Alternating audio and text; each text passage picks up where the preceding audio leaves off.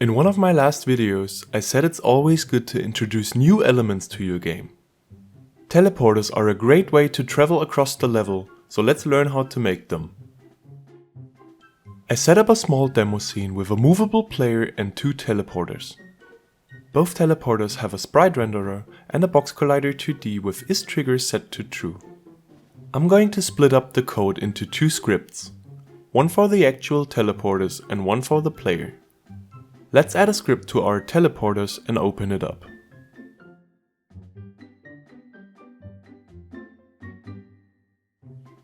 First of all, our teleporters need a destination.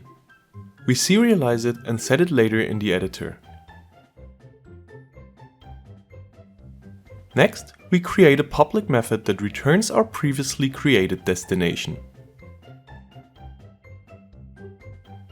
Save everything and go back to Unity.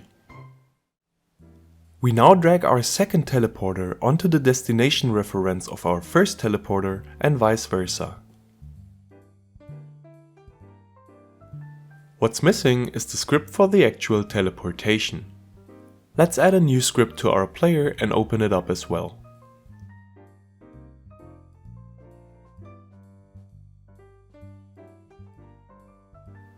We need a private game object in which we can store the teleporter we are currently standing in. To check if our player is standing in a teleporter, we use the onTrigger enter 2D and onTrigger exit 2D methods.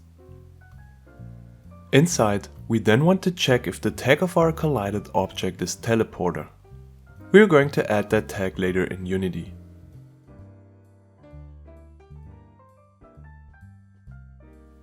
If we enter a teleporter's trigger, we want to set current teleporter to our collided object. And if we exit the trigger and our collided object is the same as current teleporter, we want to set current teleporter to null. There are 2 types of teleporters. The ones that teleport you as soon as you enter their trigger and the ones where you have to press a button to activate them. Both types have their right to exist, but today we're only focusing on the second type. In the update method, we check if the E key was pressed, but you can of course use any other key.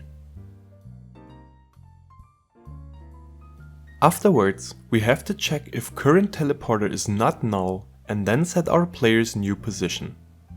We use getComponent to access the current teleporter script and then call the public method getDestination. Don't forget to add .position at the end, as our method only returns the transform itself. Back in Unity, we have to add and assign the teleporter tag to both of our teleporters.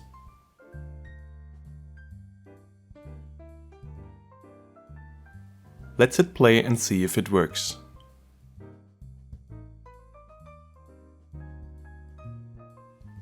Easy peasy. Many roads lead to Rome, and this tutorial shows only one of them. If you want to see more videos in the future, leave a like and consider subscribing. Thank you for watching, and I'll see you next time.